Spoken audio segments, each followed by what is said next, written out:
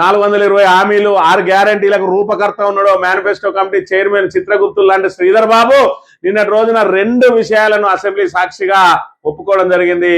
ఒకటేంటంటే మేము ఖచ్చితంగా ఢిల్లీకి గులాములమే అని ఒకటి చెప్తే, రెండోది ఏదైతే మరి బూటకపు పెట్టుబడులు ఎంఓఈలతోటి మరి తీసుకొచ్చినవి అన్ని కూడా గ్రౌండింగ్ కాలేదు, అవన్నీ బూటకపు పెట్టుబడులే అని చెప్పి సాక్షాత్తు నిండు సభలో ఒప్పుకున్నాడు. మేమే కాదు ఎవరో పనులు చేసుకున్న 30-35% దాటాయి అని చెప్పి మరి గతంలో దావోస్ పోయినప్పుడు వచ్చిన తర్వాత ఈనోలు పెట్టి అబ్బా బీఆర్ఎస్ మేము తెచ్చే పెట్టుబడులను చూసి వాళ్ళ కడుపు మండుతుంది అని చెప్పిన మరి ఈ కాంగ్రెస్ ప్రభుత్వం ఇవాళ ఎవరి కడుపు మండుతుందో ఒకసారి ఆలోచన చేయాలి.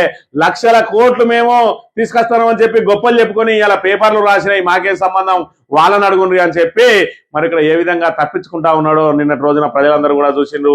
ఈ రకంగా అంటే మాటకు మతుండదు పూటకు గతి ఉండదు అన్నట్టు దుద్దిల శ్రీధర్ ప్రజలను తప్పుదో పట్టేయడానికి మరి ఇక్కడ ఆ ఏ రకమైనటువంటి 6 గ్యారంటీలు 420 హామీలు ఇచ్చిందో ఇలా పెట్టుబడుల రూపంలో కూడా మరి ఆ లేని దానికి సూట్ కేసు కంపెనీలకు షెల్ కంపెనీలు అందరితోటి కూడా ఎంఓఏలు చేసుకొని కాగితాల మీద మాత్రం లెక్కలు చూపిస్తూ మరి ఇక్కడ వాస్తవంగా మాత్రం అవి ఆ రూపు దాల్చడం లేదని చెప్పి మరి నిన్నటి రోజున తెరతెలమైంది. ఒకవైపు ఉద్యోగాల విషయంలో 16,000 మించి ఉద్యోగాలు ఇవ్వలేదని చెప్పి మొన్నటి రోజున తెరతెలమైంది.